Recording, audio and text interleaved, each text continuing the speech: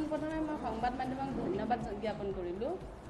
আজি মই আপোনালোকৰ মাধ্যমৰ জৰিয়তে গোটেই অসমবাসীলৈ মই এটা বাৰ্তা জনাব বিচাৰিছোঁ। যোৱাকালি মুজিবুৰ ৰহমান ডাঙৰীয়াই সংবাদমেলত জিলা প্ৰশাসনৰ বিৰুদ্ধে এটা গুৰুতৰ এটা অভিযোগ জনাইছে।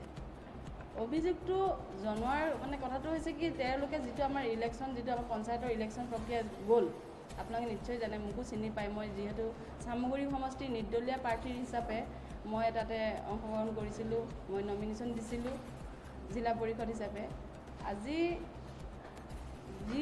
যিটো কাউণ্টিঙত যিটো কটকটীয়া হোৱাৰ কাৰণে তেখেতে একদম আমাৰ প্ৰশাসনক দায়ী কৰি দিলে। প্ৰশাসনক দায়ী কৰাৰ কাৰণে আমি চবেই দুখিত হৈছোঁ। কিয় কাৰণে, যিহেতু আমিও তাতে আপোনাৰ প্ৰতিনিধিত্ব কৰিছিলোঁ, আমিও কৰিছিলোঁ। মই নিৰ্দলীয় প্ৰাৰ্থী হিচাপে প্ৰশাসনে মোক বহুত সহায় কৰিছে। যিটো তিনি তাৰিখত চিংমাৰীত যিটো মাৰপিট ঘটনা হৈছিলে, এই মাৰপিট ঘটনাটোত মই জড়িত আছিলোঁ। মোকে মাৰিছিলে তেওঁলোকে। মোৰ এই হাত এখন এতিয়াও আপোনাৰ ফ্ৰেকচাৰত আছে। দুটা ল'ৰা আপোনাৰ ইনজৰ আছে। আপোনাৰ ICUৰ পৰা মই তেখেতক এতিয়া ৰিচেণ্ট আনিছোঁ। মই তেওঁলোকে প্ৰশাসনক এটাই কথাই মজিবুৰে এটা কথাই কৈছে যে প্ৰশাসনক দোষী কৰিছে। প্ৰশাসনক দোষী কৰা কোনো নহয়। প্ৰশাসনক মই চেলুট মাৰোঁ। কিয় কাৰণে, যিটো পঞ্চায়ত নিৰ্বাচন গৈছে কটকটীয়া হিচাপে বহুত শান্তিৰ পৰিৱেশত মই জীৱনত মই পলিটিকেলত ইমান দিন ধৰি মই আছোঁ। মই 3বাৰকৈ জিলা পৰিষদ খেলিলোঁ, কিন্তু এই 3বাৰ খেলাত মই প্ৰশাসনে ইমান ধুনীয়া কৰি সততাৰে মই আপোনাৰ কাউণ্টিঙত এনেকৈ কৰা মই দেখা নাই। তেওঁলোকক মই চেলুট মাৰোঁ, যিহেতু আমাক বহুত সহায় কৰিছে তেওঁলোকে। আৰু তেওঁ এটা কথা কৈছে যে বিজেপিৰ মানুহখিনি এজেণ্টবিলাকক আমাৰ প্ৰশাসনে তাতে গৈ পেলাই কাউণ্টিঙত যাব দিয়া নাই, ইটো কৰা নাই, সিটো কৰা নাই, কিন্তু চব মিছা কথা। প্ৰশাসনে ৰুল ৰেগুলেশ্যনৰ ভিতৰত যিটো কৰে সেইটোৱেই কৰিছে।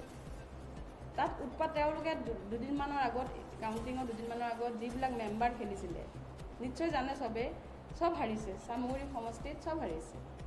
হাৰাৰ এটাই ৰিজন, কংগ্ৰেছে তাত প্ৰাৰ্থী দিছে 1জন কৰি আৰু বিজেপিয়ে প্ৰাৰ্থী দিছে 3জন কৰি এটা ৱাৰ্ডত। 4জন 3জন এনেকৈ এটা ৱাৰ্ডত প্ৰাৰ্থী দিছে। আল্টিমেটলি আপোনাৰ আমাৰ বিজেপিৰ ভোটখিনি 4জনে ভাগ কৰি লৈ গ'ল। কংগ্ৰেছটো একদম নিশ্চিত হিচাপে জিকি গ'ল। মূল কাৰণ সেইটোৱেই, মুজিবুৰ ৰহমান ডাঙৰীয়াৰ ওপৰত দায়িত্ব দি দিলে। মুজিবুৰ ৰহমান ডাঙৰীয়া এজন 2008ত তেখেতে লাওখোৱা যিটো বুৰুগণ্ডা চাপৰি বুলি কয়, সেইটো 2008ত আপোনাৰ তেখেত প্ৰেচিডেণ্ট আছিলে। প্ৰেচিডেণ্ট থকাৰ অৱস্থাত তেখেতে যিটো লুণ্ঠন কৰিলে কংগ্ৰেছৰ দিনত, তেখেত কংগ্ৰেছৰ আছিলে, কংগ্ৰেছৰ দিনত যিটো লুণ্ঠন কৰিলে, এই লুণ্ঠন কৰি 1.5-2 কোটি টকাৰ তেখেতক ঘোটালা কৰি পেলাই তেওঁ কি কৰিছে, আপোনাৰ পটক কৰি যেতিয়া চৰকাৰ আমাৰ বিজেপিৰ আহি গ'ল, তেখেতে চৰকাৰৰ পিনে আহি গ'ল। বিজেপিত তেওঁ কৰিলে। বিজেপিত আহি আৰু এটা কথা, এই বিজেপিত আহি পেলাই যিটো কংগ্ৰেছৰ দিনত তেওঁ গুণ্ডাগিৰি চলাইছিলে। কিছুমান আপোনালোকে নিশ্চয় জানে যে ধৰক চামগুৰি সমষ্টি যেতিয়া ৰকিবুল হুছেইন ডাঙৰীয়া পাৱাৰত আছিলে, 25টা বছৰত মিনিষ্টাৰো আছিলে, MLAও আছিলে। তেখেতে 25টা বছৰত এই মুজিবুৰ ৰহমান ডাঙৰীয়াক লৈ পেলাই কাম কৰিছিলে। আৰু মুজিবুৰ ৰহমান ডাঙৰীয়াই তেতিয়া যিটো গৰু চুৰ কৰিছে, গোহালিৰ পৰা মহিলাবিলাকক টানি আজৰি পেলাই অভদ্ৰামী কৰিছে, কৰাৰ পাছত কাৰোবাৰ ঘৰত গৈ পেলাই টিংপাত খুলি আনিছে। এই গুণ্ডাৰাজটো মুজিবুৰ ৰহমান ডাঙৰীয়াই চলাইছিলে ৰকিবুল হুছেইনৰ সময়ত। যিহেতু আমি জানো, আমি ভালকৈ জানো, আমাৰ ডিপ্লু ৰঞ্জন শৰ্মাই নাজানে চাগে বিষয়ে। তেখেত এজন সন্মানীয় ব্যক্তি, আমি ৰেচপেক্ট কৰোঁ। আজি আমি কংগ্ৰেছ মুক্তি হ'বলৈ কাৰণে আমি ডিপ্লু ৰঞ্জন শৰ্মাক আমি MLA হিচাপে বহুত কষ্ট কৰিছিলোঁ। MLA পাবলৈ কাৰণে মই ৰাতিয়ে দিনে ৰেলী কৰিছিলোঁ, আপোনালোকে নিশ্চয় জানে। ৰাতিয়ে দিনে ৰেলী কৰি তেখেতক আমি অকলে মুজিবুৰ ৰহমান ডাঙৰীয়াই তেখেতক জিকোৱা নাই। আমাৰ সহযোগ আছিলে, আমাৰ পুৰণা কৰ্মীখিনি সহযোগ আছিলে। এই সহযোগতহে আপোনাৰ ডিপ্লু ৰঞ্জন শৰ্মা জিকিছে। হয়, তেখেতসকলে নিৰ্বাচনত গুণ্ডাগিৰি কৰিব নোৱাৰাৰ কাৰণে প্ৰশাসনৰ ওপৰত তেখেতে আপোনাৰ ভুল এটা কৰিছে, জনাইছে। আৰু এটা কথা, প্ৰশাসনে মই ইলেকশ্যন যেতিয়া কাউণ্টিং হ'ব, কাউণ্টিঙৰ আগত মই প্ৰশাসনক জনাইছিলোঁ এপ্লিকেশ্যনৰ জৰিয়তে, এখন এপ্লিকেশ্যন দিছিলোঁ যে তেওঁলোকে বোলে জোৰ জবস্তি কৰি পেলাই ভোটখিনি লৈ যাব, আমাৰ মানুহখিনিক মাৰিব, টৰ্চাৰ কৰিব। এইটো মুজিবুৰে কৈছিলে। ৰেগিং কৰাৰ কথা কৈছিলে। ৰেগিং কৰা কথাটো হৈছে তেতিয়া আমি ভয় খাইছিলোঁ, যিহেতু আমি তাতে মই নিৰ্দলীয় প্ৰাৰ্থী আছিলোঁ। তাতে আপোনাৰ বিৰোধী এজন কংগ্ৰেছীও আছিলে, কংগ্ৰেছীজনৰ কথা মই ক'ব নোৱাৰিম, কিন্তু মই যিহেতু এজাহাৰ দিছিলোঁ, মই এখন এপ্লিকেশ্যন দিছিলোঁ ইলেকশ্যন কমিশ্যনাৰ আৰু আমাৰ উপায়ুক্ত বিভাগ DC এপ্লিকেশ্যন দিয়া মতে তেখেতে মোৰ বহুত সহায় কৰিছে। কিন্তু মোৰ এপ্লিকেশ্যনতে তেখেতসকলে মই জানা মতে মানে ইমান কটকটীয়া কৰিছে, ৰেগিং কৰিব নোৱাৰা হয় সেইটো মই নাজানো, কিন্তু তেখেতে এতিয়া বৰ্তমান বাখৰ পাতি আছে, আপোনাৰ নগাঁৱতে বাখৰ পাতি আছে, যিহেতু তেখেতে আপোনাৰ হেৰিত থাকিব নোৱাৰে, শিঙিমাৰী ঘৰত থাকিব নোৱাৰে। শিঙিমাৰী ঘৰত নাথাকাৰ ৰিজন হৈছে তেখেতে এই মেম্বাৰবিলাকে বিচাৰি ফুৰিছে তেখেতক, যিসকল মেম্বাৰৰ পৰা টকা লৈছে এই টকা মেম্বাৰবিলাকে বিচাৰি ফুৰিছে। এতিয়া চাওক, এই ভিডিঅ'টো চাওক, এই যে তেখেতৰ বাউন্সাৰ মজিবুৰ ৰহমানৰ বাউন্সাৰ, এইখিনি মই নিজে চিনি পাওঁ তেওঁলোকক, মজিবুৰ ৰহমানৰ বাউন্সাৰ হয়, মোক আক্ৰমণ কৰিছে, আপোনালোকে নিজেই গৈ চাওক। কিন্তু মই এতিয়ালৈকে ন্যায় পোৱা নাই। মই এজাহাৰ দিছোঁ, মই পুলিচ ৰিপৰ্টটো লৈ আহিছোঁ আপোনালোকৰ ওচৰত, সেইটো মোৰ পুলিচ ৰিপৰ্ট হয়। আপোনাৰ ইয়াতে আপোনাৰ মোক দলবদ্ধ ধৰ্ষণৰ চেষ্টা কৰিছে, 5খন বলেৰো আহিছে, 5খন বলেৰো আহি মোক টানা আজোৰা কৰি পেলাই লৈ যাব বিচাৰিছে। মোৰ হাতখন কিন্তু ভাঙা, এইখিনি ফ্ৰেকচাৰ হৈছে।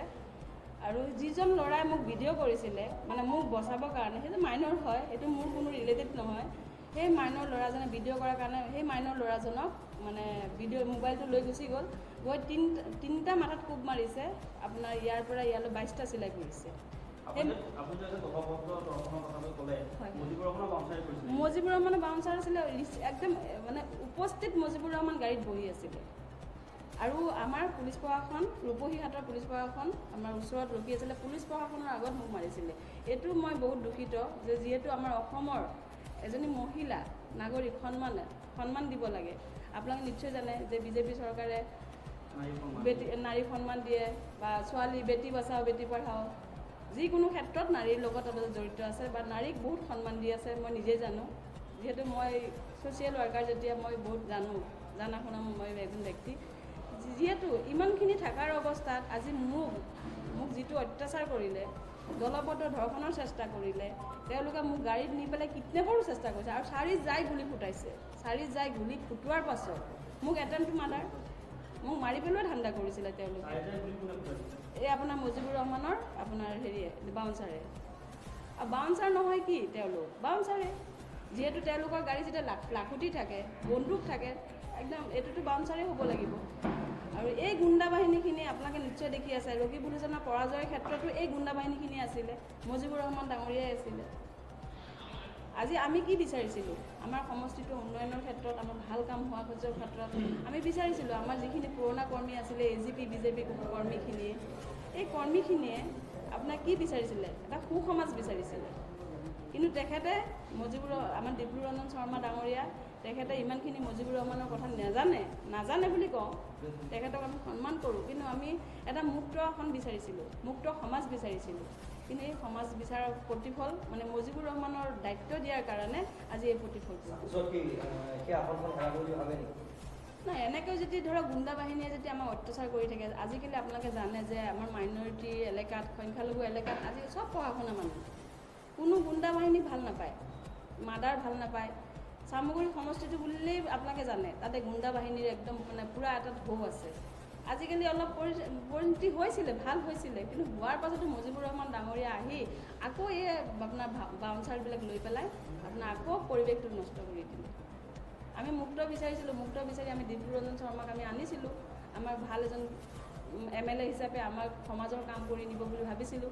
কিন্তু এটাই কথা দুখিত, মানে তেওঁ ইমানখিনি নাজানা কৰি ঘপককৈ মজিবুৰ ৰহমান ডাঙৰীয়াক যেতিয়া ধৰক মানে দায়িত্ব দি দিলে। আৰু এটা কথা, দায়িত্ব পোৱাৰ পাছত তেখেতে CM-এ যিখিনি মানে এক্টিভিটিছ কৰে, CM-ৰ এইটো বেলেগ কথা, CM তেখেতৰ যিখিনি কাম চব CM-ৰ লগত জড়িত। CM-এ যেনেকৈ কৰে, আপোনালোকে নিশ্চয় দুদিনৰ আগত গম পাইছে বেৰিকেডটো, তাৰ ঘৰৰ মুখত যিটো বেৰিকেড, পুলিচ প্ৰশাসনে বেৰিকেড দিয়া নাই, তেখেতে নিজে বনাই লৈছে, তে ইমান অথৰিটি পাই গ'ল তেখেতে, নিজে বেৰিকেড এটা বনাই তেখেতৰ ঘৰত, মানে কি এনেকুৱা এখন গাড়ী বা ৰাইজ গ'লে তাৰ ঘৰত সন্মুখত ব্ৰেক মাৰিহে যাব লাগিব, মানে এনেকুৱা কণ্ডিশ্যন কৰিছে। আৰু যিবিলাক আমাৰ CM-ৰ আমাৰ হোৰ্ডিং আছে, CM-ৰ আমাৰ যিবিলাক মিনিষ্টাৰ বা পীয়ুষ হাজৰিকাৰ পৰা লৈ যিমানখিনি আছে, এই হোৰ্ডিংবিলাকৰ তলত চব মুজিবুৰ ৰহমান মানে তেখেতে কি বিচাৰে CM হ'ব বিচাৰে নেকি মজিবুৰ AGP নেতাও নহয় BJP নেতাও নহয় তেখেতৰ কিহৰ নেতা যে তেখেতে নিজে গম নাপায়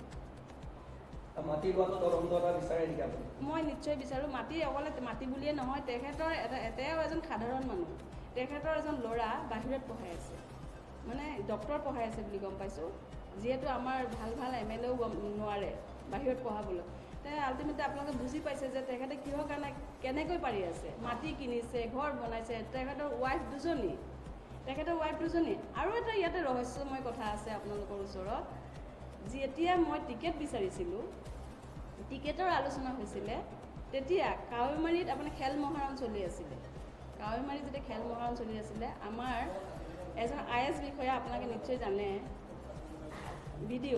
আমাৰ লাওখোৱা ভিডিঅ' মই আৰু এজন আছিলে তাতে হাফিজুল নামৰ ল'ৰা মানুহ এজন আৰু মজিবুৰে একেলগে ডাইনিঙত ভাত খাই আছোঁ যিহেতু আমি তাতে কৰ্মকৰ্তা আমি তাতে একেলগে কৰ্ম কৰি আছোঁ ভাত খাই থকাৰ অৱস্থাত মই যেতিয়া মানে ক'লোঁ যে দাদা টিকেটটো মোকে দিব লাগিব যিহেতু মই আজি 20টা বছৰ ধৰি আপোনালোকৰ মাজত আছোঁ তেতিয়া মোক এনেকুৱা এটা অখিল কথা কৈছে মানে এইটো আপোনাৰ মই মিডিয়াৰ ওচৰত মই ইমানদিন কোৱা নাছিলোঁ মানে এজনী যদি মানে ৰূপৱতী বা ধুনীয়া ছোৱালী এজনী বা বোৱাৰী এজনী যদি মানে টিকেট বিচাৰে মজিবুৰ ৰহমানৰ বলি হ'ব লাগে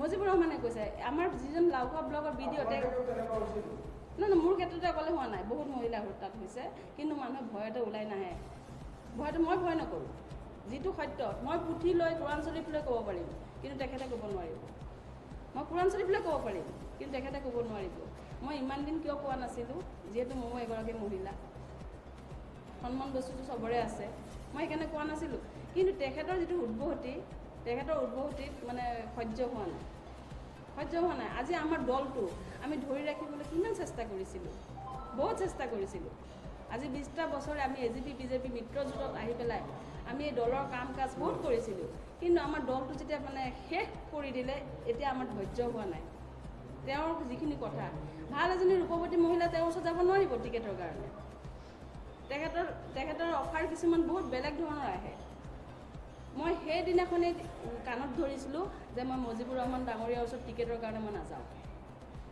যিহেতু মই দলৰ এজন মহিলা দলৰ এজন কৰ্মী তে মই নিশ্চয় টিকেট পাম এই আশাতে মই বহি আছিলোঁ সেইখিনিয়ে কথা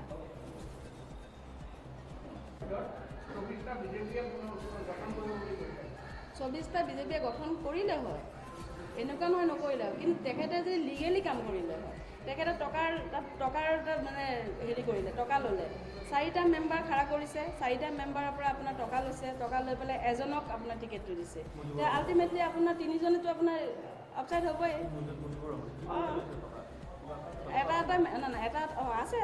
এটা মেম্বাৰৰ পৰা 3 লাখকৈ টকা লৈছে AP মেম্বাৰবিলাকৰ পৰা 5 লাখকৈ লৈছে ZPCটো আৰু ক'বলগীয়া নাই একদম মানে অভাৰ ৰুল কৰি দিলে ZPC 40 লাখ টকা ZPC পালিছে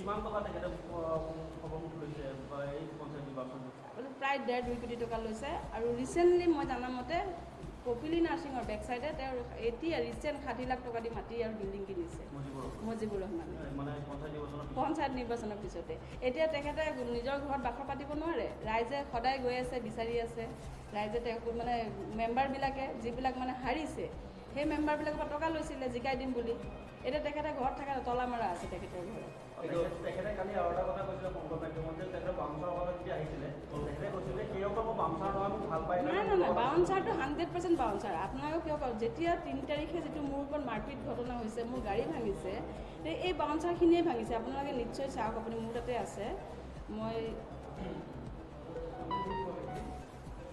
দি আছোঁ